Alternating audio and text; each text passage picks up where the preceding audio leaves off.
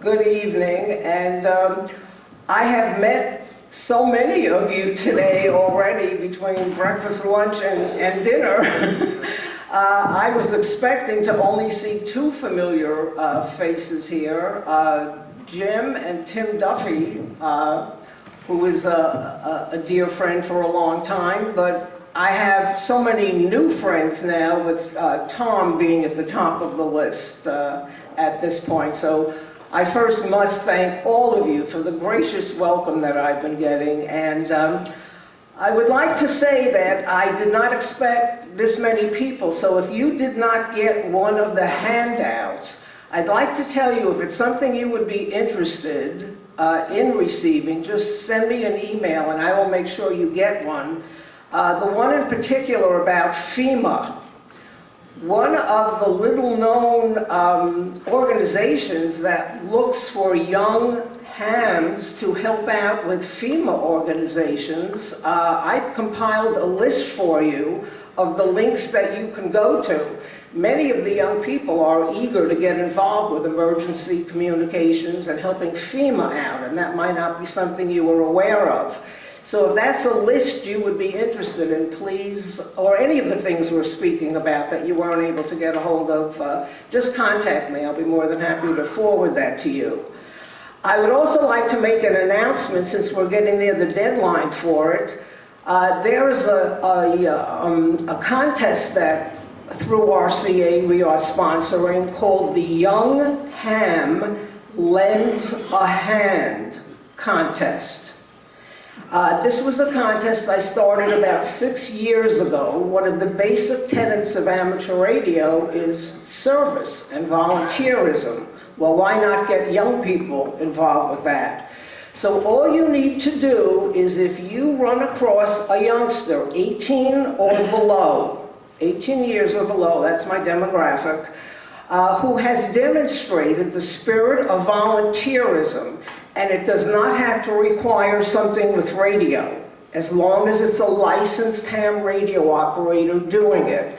That could be volunteering to help out at local events, helping out in their community, reading to the elderly, helping out military personnel, helping with fundraisers in the community, helping out ham radio clubs in some special way. Anything that demonstrates that spirit that we all know about volunteering. Nothing formal involved. All you need to do is contact me. It's my call sign at gmail.com, and let me know why you think this youngster deserves it. A brief paragraph will be fine, because if it sparks my interest, I will then vet and the situation and make sure it is what you're saying it is, etc. Totally informal. You don't have any forms to fill out or anything. It's you convincing me that this person deserves the award. And we've had 6 excellent winners so far. The winner is announced at the Dayton Youth Forum, and they receive a $100 stipend from RCA, and it's sponsored by QCWA as well. So keep that in mind and contact me. The deadline is April 1st. So I also, at the same time, deputize everybody in this room. If you run across on the air, or somebody you know, 18 or below, who is articulate and who likes to get up and speak in front of people, and has an interest in something special in amateur radio that they are passionate about, and would like to be a speaker, please notify me. Either you or that child get in touch with me. There are at least 7 different venues through the course of the year that I can plug these young hams in to support them and showcase them. So keep that in mind.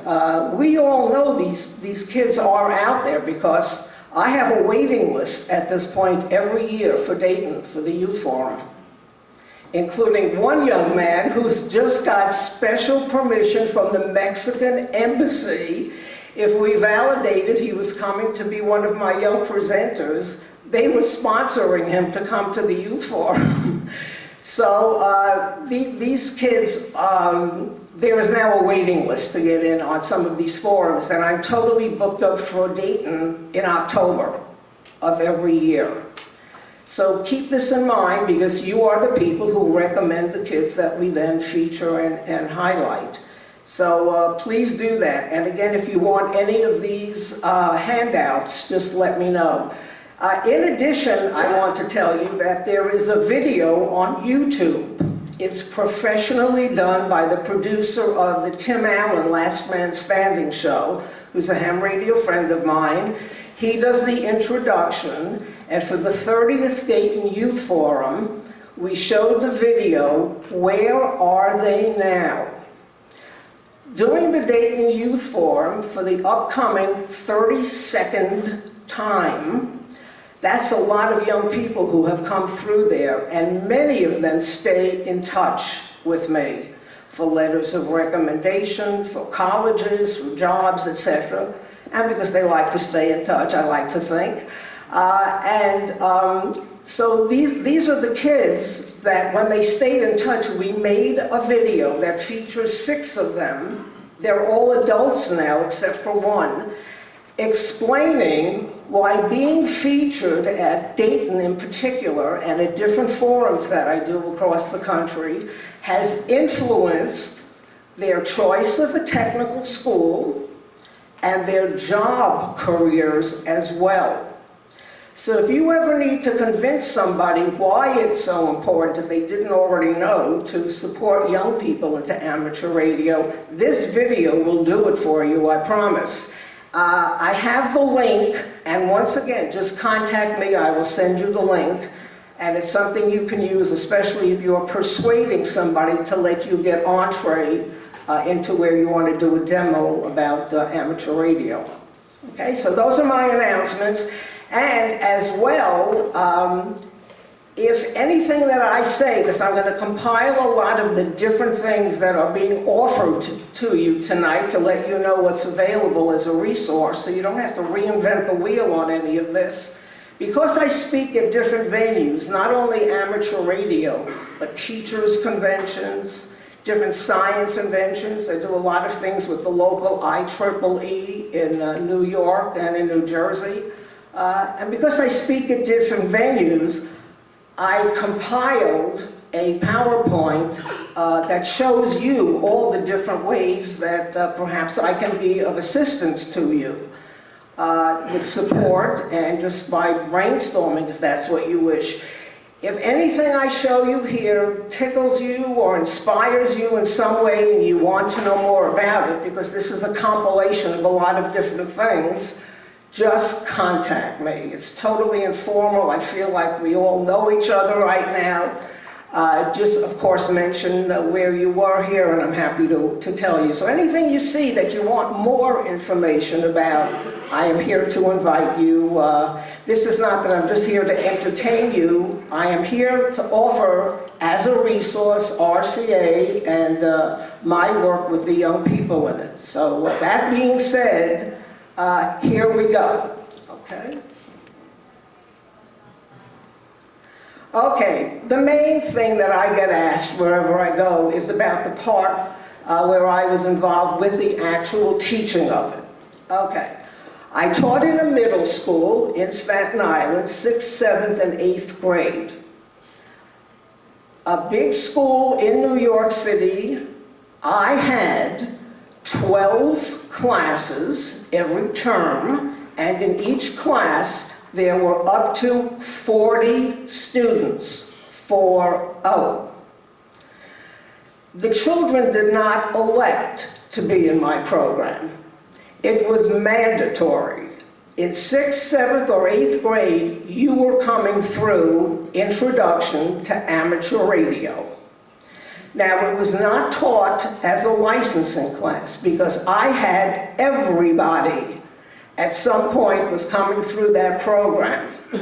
It was taught to introduce the fun of my hobby. Always from the point of view of an educator, I used it to enhance the school's curriculum. And that is why it became a validated course that I wrote the curriculum for in New York City. Math and science, that's obvious how you can incorporate that. Language arts, learning how to speak clearly and succinctly on the radio. Social studies, we just spoke to a ham in Puerto Rico. As soon as we got off there, and he had to go because there was a hurricane about to blow the roof off his house. Well, the next thing we did was go to the big wall map on the wall. Where is Puerto Rico anywhere? Anyway, and I would share with you in 30 years of teaching that program, every single child who went to the map started out looking at Staten Island. And from there, where is the country we just contacted? Which made me see how the kids were perceiving it. So I used a big wall map with a thumbtack and drew a piece of yarn to the country or city or state that we had just made a contact with.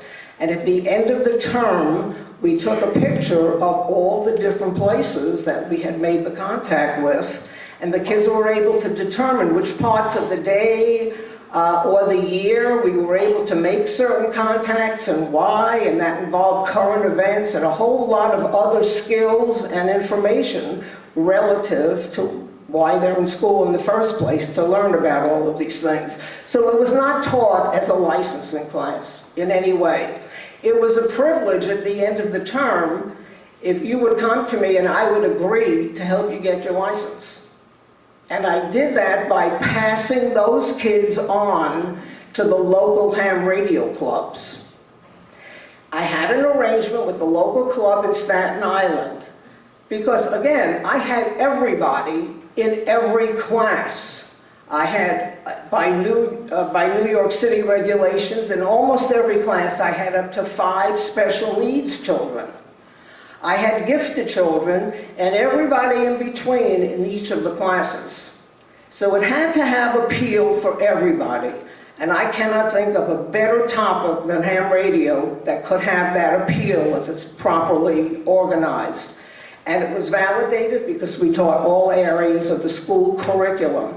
Now, not everybody's going to be that lucky to have an enlightened principal who all those years ago saw the advantage where every kid did not have any prejudgment, because this was nothing like any other subject they ever took in school before. They were starting out fresh. Nobody knew Morse code when they walked in the door, and I would assure them I knew nothing about their backgrounds, which was a lie, but everybody was starting out equally.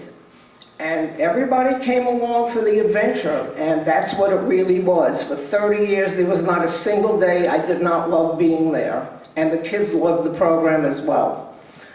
Okay.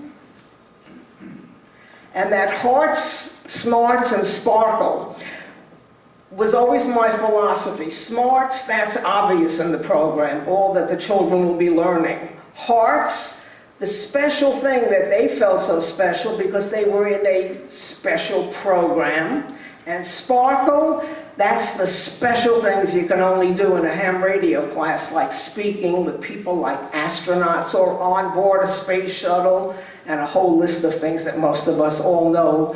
And that was the sparkle part of the program. They knew they were never going to do what they did in my class in any other class in their school careers, and that we were going to have fun. Fun as defined by me. And that meant we're not going to sit here and throw spitballs at each other, but we're going to have fun if you trust me and follow what I tell you to do. And 30 years, it was a highly successful program. Okay, the philosophy of the program, again, it had all areas of the school's curricula in it, and I got to teach listening skills.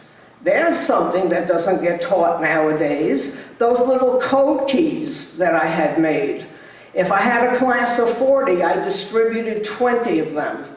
And beside that, it's obviously a great stocking stuffer, and it's a great thing to give your grandkids to get them involved with learning the code in a fun way. They had to listen to each other. You have 40 kids, and I had them on the buddy system with 20 of them. And we first started with the letters, and then words, and then sentences, etc. But here's something interesting.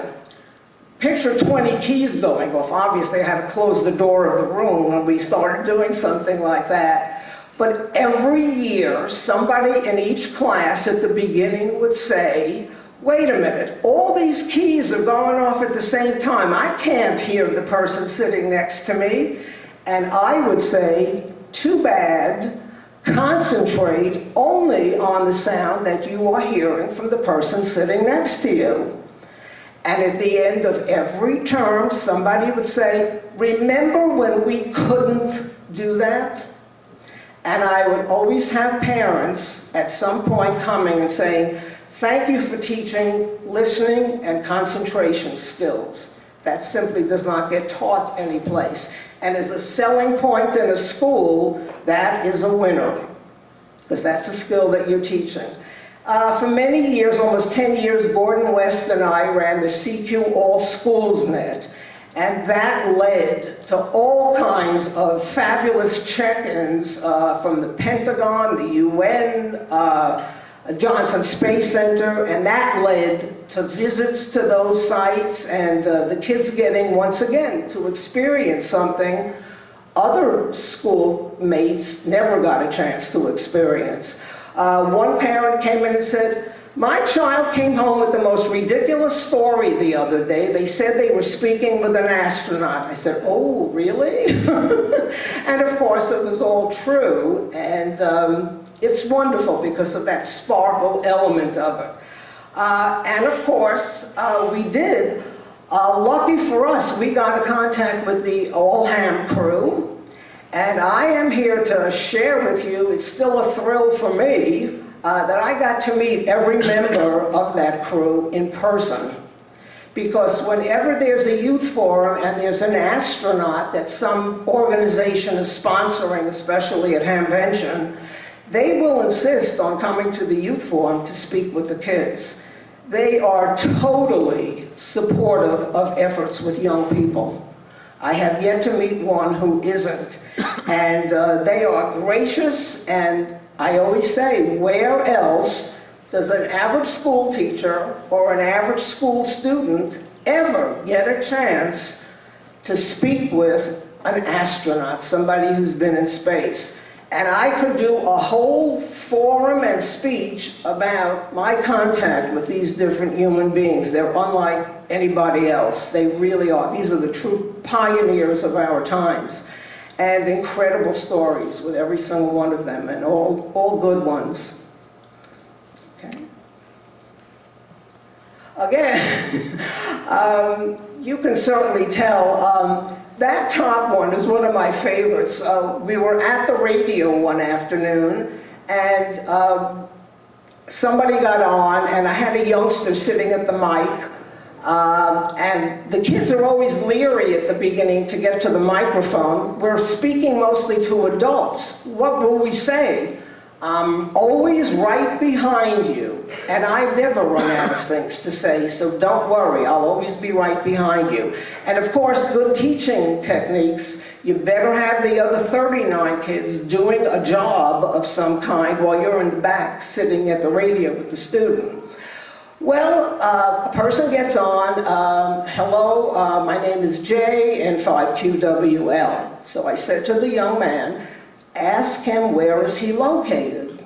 And the response was, I am located at the Johnson Space Center, W5RRR. I said, oh, that's great, it must be one of the engineers that I know there on their lunch break.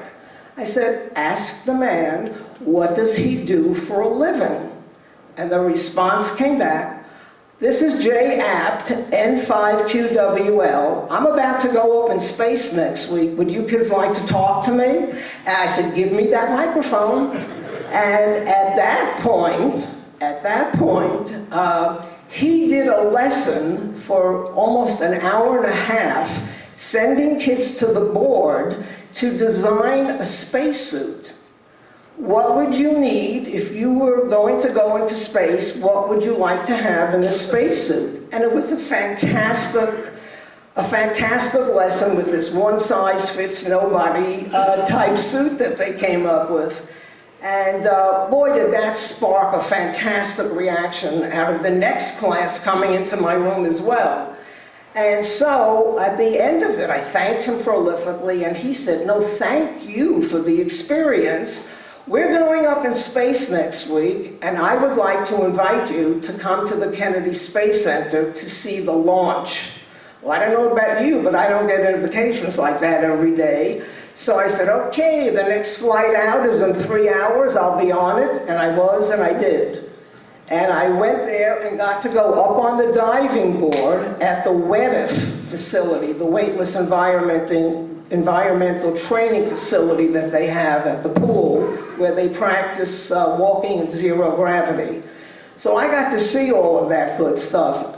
And I was there snapping pictures of him on the diving board, and I was standing next to an Army general who was also, this was before cell phones, we were taking camera pictures, and he said, get up here on the diving board. And I thought, oh my God, someone's going to get up on that diving board. He said, Carole, you'll make good use out of this for show and tell with your kids.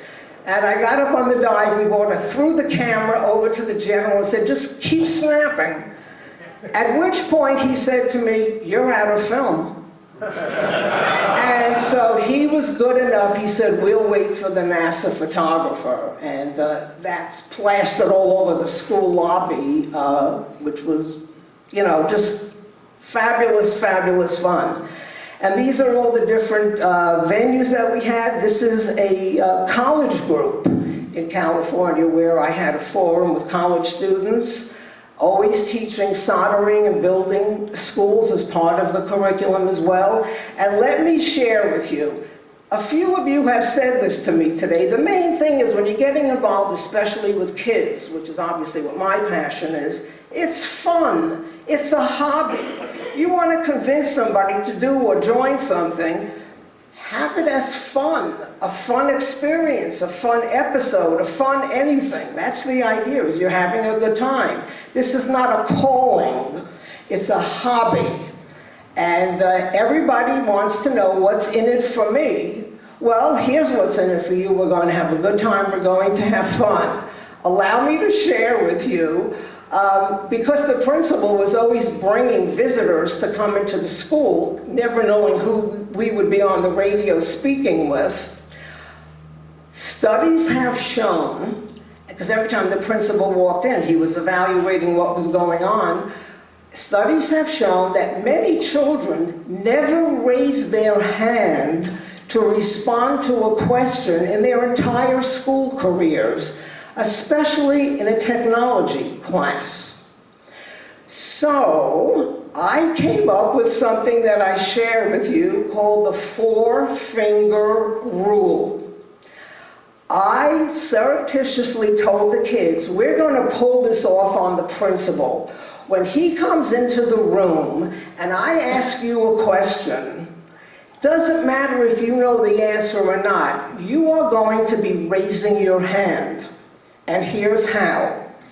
If I ask you a question and you know the answer to it, you are going to raise your hand like this with one finger up. That means you know the answer to the question and you would like me to pick you to answer it. If you have 2 fingers up, it means I know the answer, but don't call on me. I don't feel like speaking today.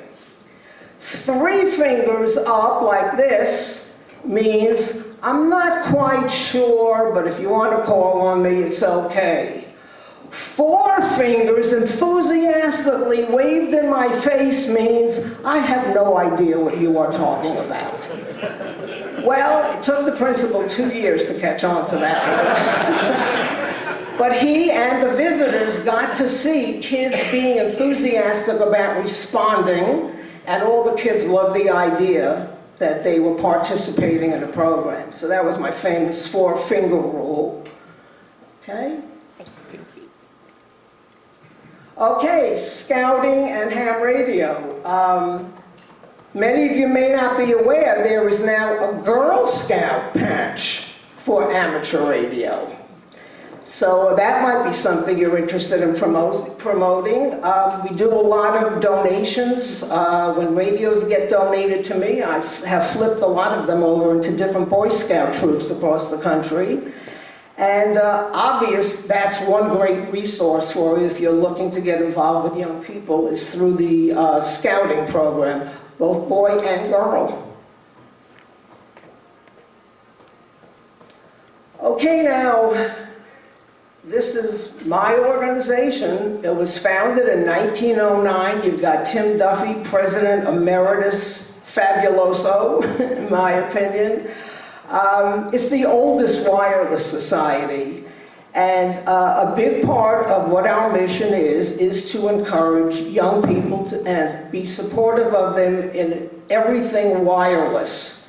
And of course, my love especially is through the ham radio that we do. And so I created the Young Achiever Award. And so, again, if you recommend a youngster to me who I feature at one of my youth forums, they become an RCA Young Achiever. And that means a lot of different things. As one parent said, primarily it means it looks mighty good on a college application. They get a beautiful certificate acknowledging this, that they were creative and technically skilled enough to warrant getting that. There is a patch that they receive, which you'll see on one of the slides. And it really means a lot, and I don't give them out easily. To date, we have given out about 120 of them through the years. And I began doing this about 9 years ago.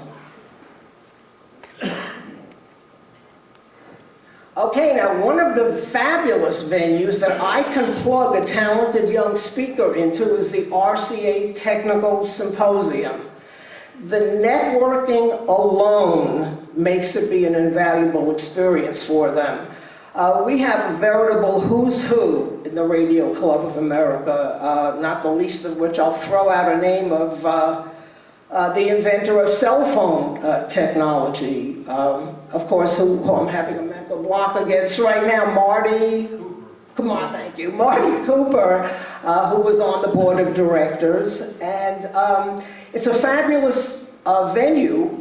They get exposure, and many of them have picked up internships from the people sitting in the from the wireless industry who are sitting in the audience at this very prestigious event that we have. That's a fabulous opportunity for a young person. Every other year we tend to go back to Manhattan, but it's all over the country. And we'll be in Pittsburgh in 2 years for the RCA meeting again. But this is one of the things, and it's my discretion, I get to pick out of all the kids that I've encountered that year who should be involved in doing this. Fabulous opportunity for a young person.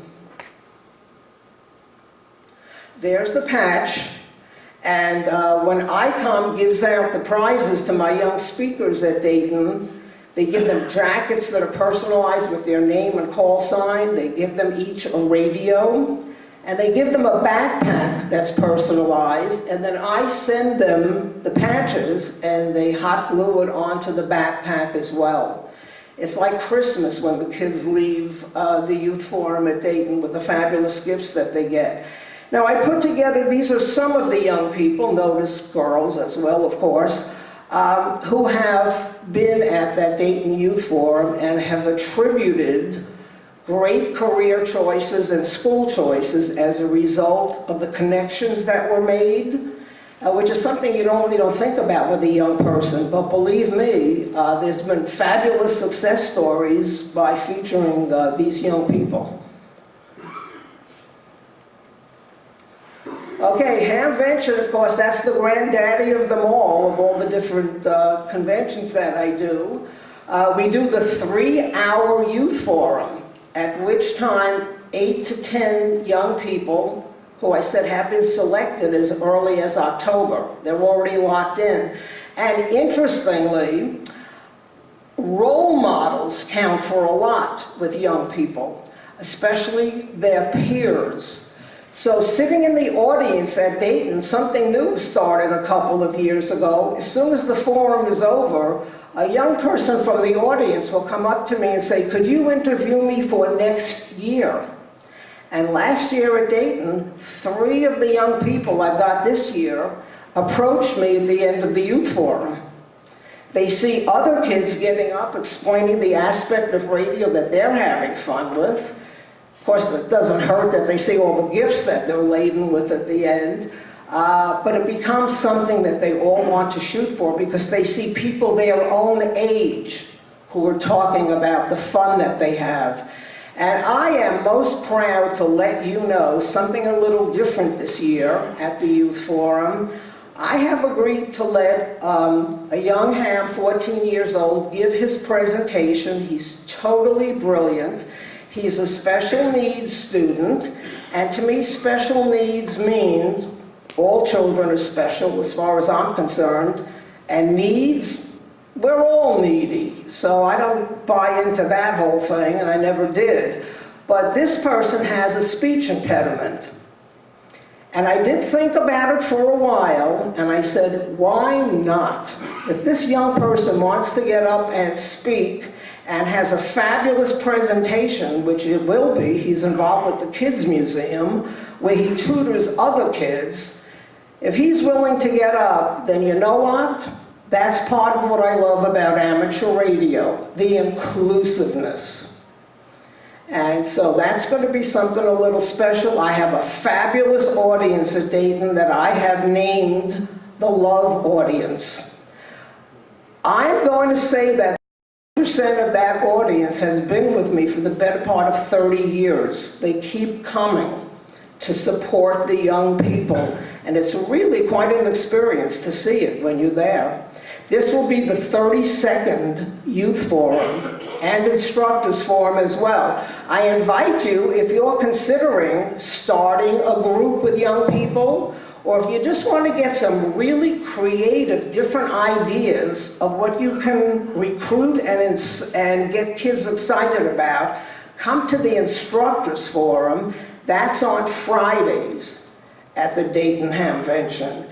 And we have two fabulous speakers, one who is involved with ISS contacts in schools. He's called the Satellite Man, and he's going to give a presentation.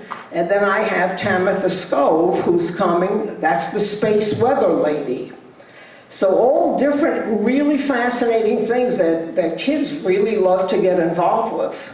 And you never know who you're going to excite when you go into a school. And let me throw this one out at you. I was asked this question several times today.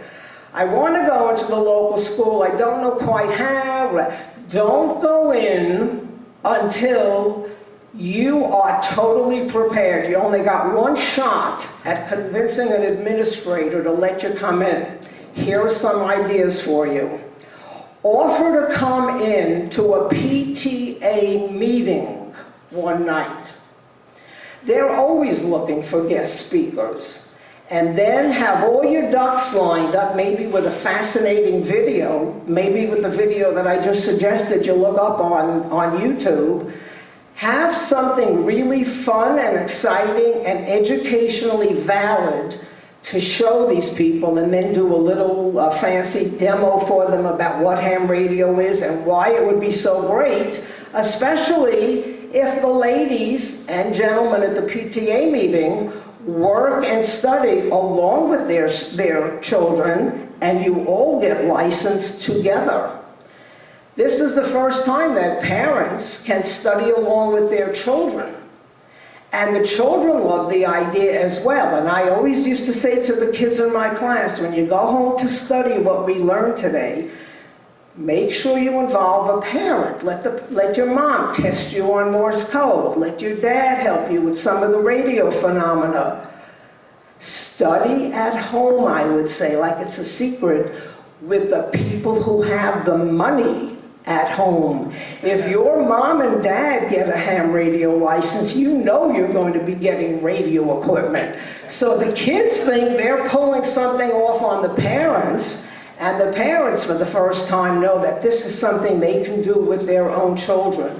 And for 30 years there was no piece of equipment that I wanted that the PTA did not get for me, because all of their kids were in my program.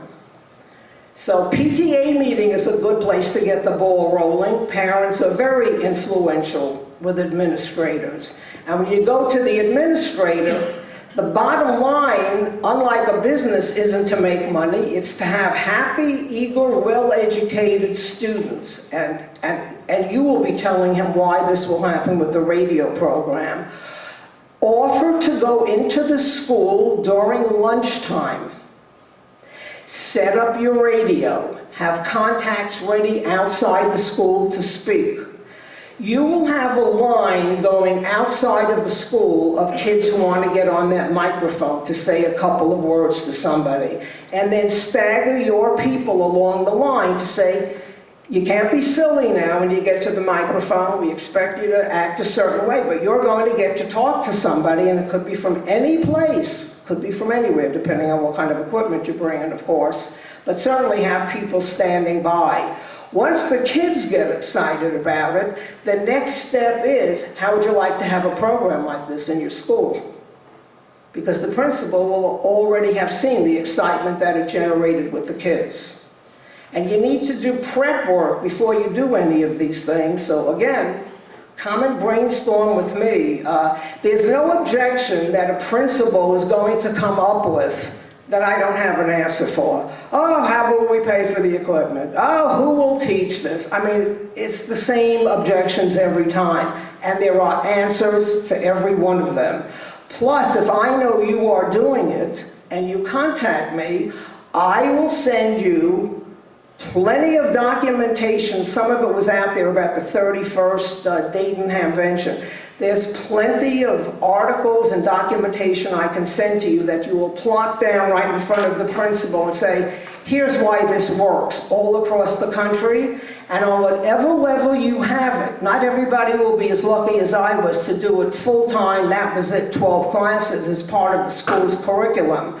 But heaven knows, you can have it in a school as an elective, you can have it in a school as a club, you could have it as an after-school club. There are so many ways you could bring this in, including your club could be people who come and volunteer when a teacher is teaching about the planets and gravity and microgravity. Come in and offer to do a lesson about the biology of when the astronauts are in space, and then say, you know, this is available to students to be able to make contacts with astronauts, to speak with the International Space Station, and then you throw in your plug about why ham radio enables the kids to get real experience with all this.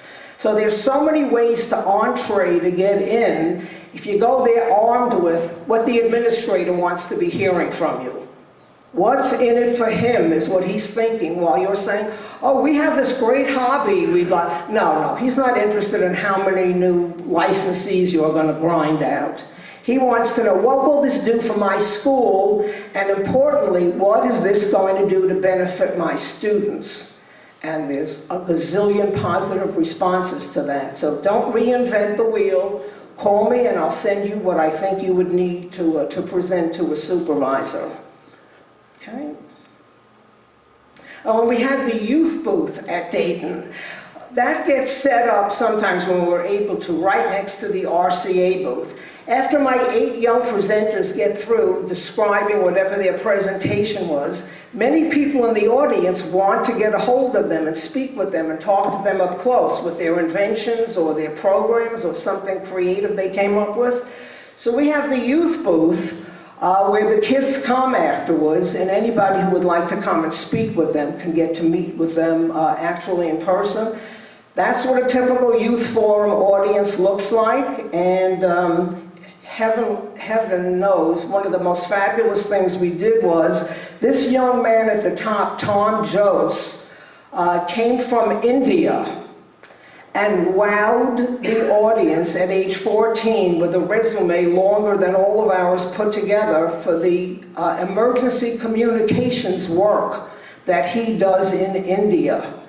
And it began a fabulous relationship that we had with many of the people in India, which I will tell you about in a minute. Notice the bottom. That is a blind person at the Dayton Youth Forum who wanted to examine by touch the invention that this young lady came up with at age 16 of a pole climbing robotic device that could be used in emergencies to raise an antenna or to put a light bulb up on a highway. She and her partner at that school invented it. And he was so intrigued by it that he wanted to come up and feel it and touch it. So we stopped everything and allowed that moment to take place, which was another super special moment that we had at a Dayton Youth Forum. Okay, we support, obviously, technology programs, and many people initially say to me, oh, but we only have STEM at this school, we don't have ham radio. Are you kidding? What I taught all those years ago was STEM, only it wasn't called STEM in those days. The idea from the teaching perspective never was, are you going to be able to spit back an answer to me of the question I just gave you? That's never how I taught. I always did it this way. Have I generated enough curiosity in you for you to ask me a question? And that's behind a lot of the STEM. And in case you didn't know it, we now have STEAM in addition to STEM. And that's where they've now incorporated the arts in the STEM program as well, because that's as natural as could possibly be. And that was something any good teacher was doing all along anyway. So if anybody says we have no room for this, we're only doing STEM here, it's part of STEM, and it's a natural enrichment to have in any school that is doing the STEM program. And through the RCA initiative, these are some of the things that I did already tell you about, including we support museums across the country that have licensing classes for young people. So we've made donations to many of the museums across the country as well that are willing to do that. And that again is a club activity.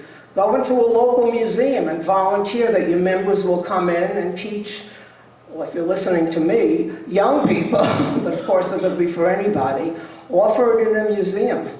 But then make sure you have members who will show up and will stick with that kind of a program. And then you'll have future members that you generate, as well as kids who will then go back to their schools and convince other kids or a teacher to pick up a ham radio program. So these are some of the initiatives, one which I already told you, you're going to be on the lookout for me now for young talented kids who are hams. Okay, now, at one point I went to Friedrichshafen to do a youth forum. Well, guess what? No matter what country you go to, yes, the licensing structure is different, the language is different, everything is different, but you know what? The basics are the same. Every teacher wants to have happy learning students. And every student wants to have an interesting, exciting program that they can sit there all those hours and listen to. The needs are the same. And when I got to Germany, the keynote speaker was 15 years old. And his plea to the audience was, get me more young people to speak with on the radio. So they've got exactly the same issues that we have here. Get young people involved in it, and there's an all-out campaign there to get involved with schools and doing ISS contacts. I spent a lot of time with the PCARS chapter was there. Their sole job is going into different schools and supporting ISS contacts, because they found out that that was a big stimulator toward getting the kids involved with radio. Okay, now this is that young man that I told you about, who's over there now, Tom Jose. Because we made it be such a welcoming experience for him at that Dayton Youth Forum, I made sure he won a radio. I made sure he got the RCA $100 stipend for coming, because it was a last-minute thing that they were able to support with an escort for him to come to the Youth Forum. And that was the year we had Mike Fink, the astronaut, who, thanks to the good graces of ARRL, who sponsored him to be at that convention, they brought Mike Fink to the Youth Forum to speak with the kids. And he invited every one of my speakers, and we made sure Tom got invited to have lunch with Mike Fink. So that day, the young presenters at Dayton got to say that they had lunch with an astronaut. And if they weren't thrilled enough, I made up for it, because it's always, always a fascinating thing to sit and talk to someone who's been in space. And one of the, and they were girls. They arranged for an educational conference for me to speak at with teachers and principals. Again, India, totally different license structure. Doesn't matter. The basic thing is, how do we get young people, because they need them there for emergency communications mostly. There were equal numbers of girls sitting there that wanted to get involved and hear more about it as well. So there's no such thing as, well, we cannot do this because. I'd never buy into that. There's always a reason why you should be doing it and could be doing it. So India was a fascinating experience. And they have kept in touch with me all these years, and it's been a fabulous relationship with them. And certainly for the kids to get involved was incredible. Okay, now the future goals involve, these are my new initiatives, and I pass them along to you because every one of them has been super successful. Doing demonstrations at underprivileged and special needs schools. Everybody who has a STEM program or a gifted program in their school can get a speaker to come in. Underperforming schools don't have that.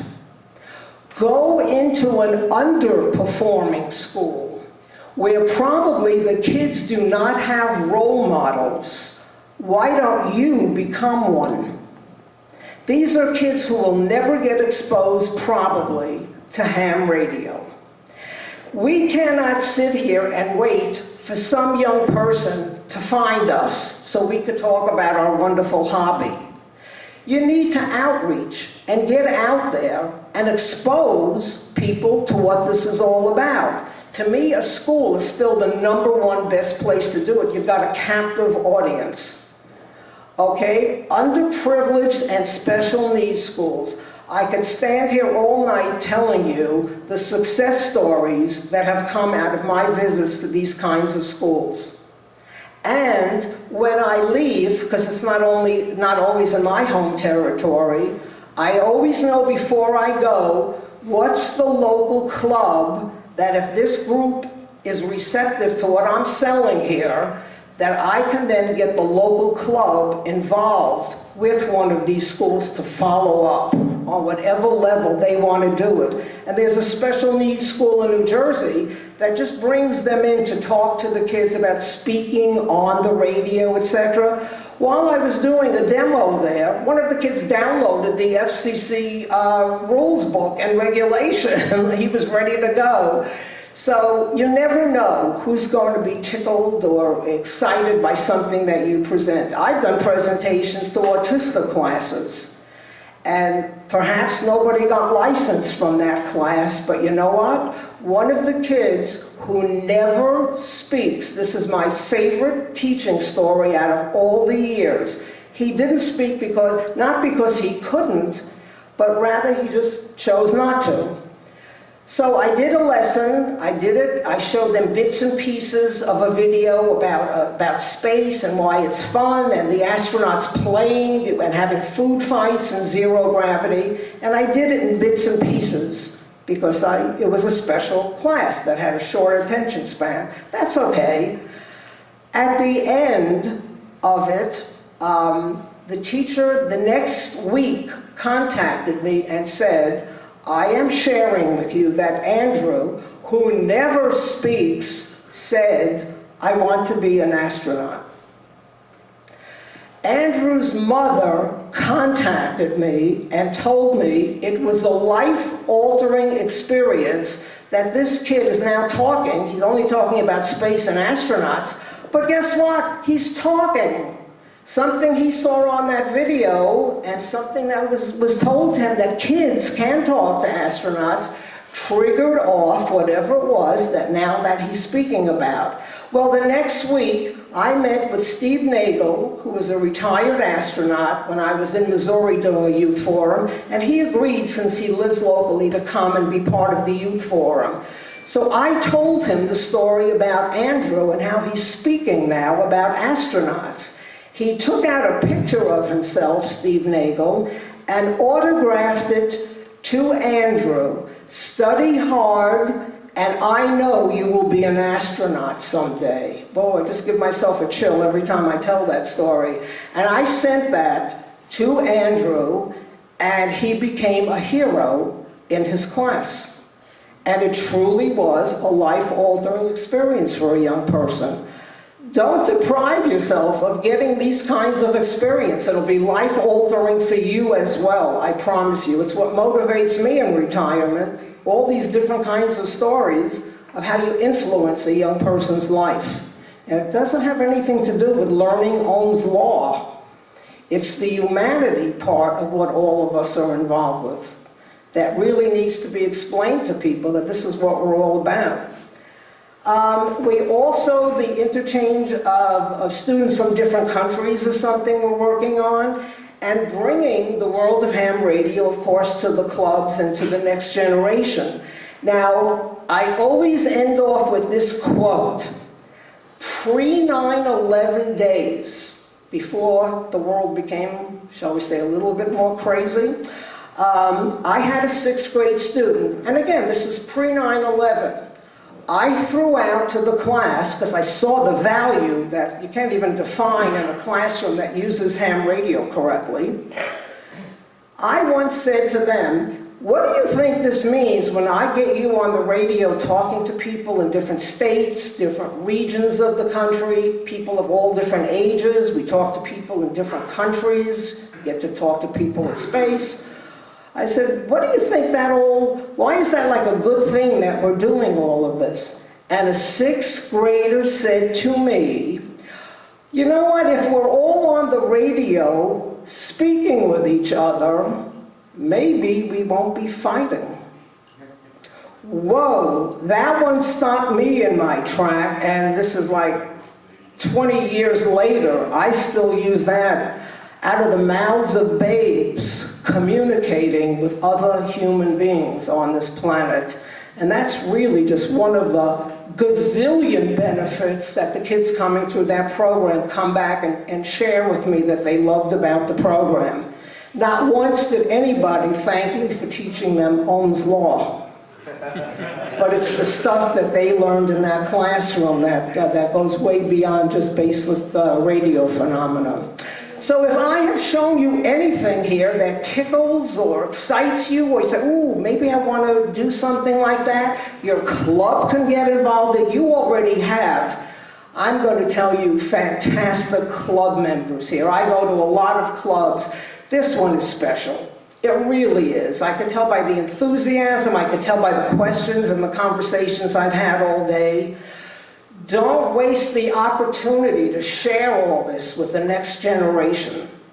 That's the future, that's the roots, not only for the kids' benefit, which it clearly is, for the benefit of your club, for the benefit of your community, for the benefit of the country, and for the benefit of all of us.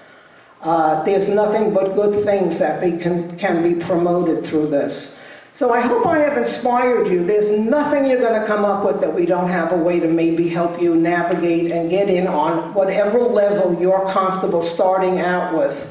In a school, with scouts, church group, anybody who wants to pick up the mantra and go on with forwarding ham radio.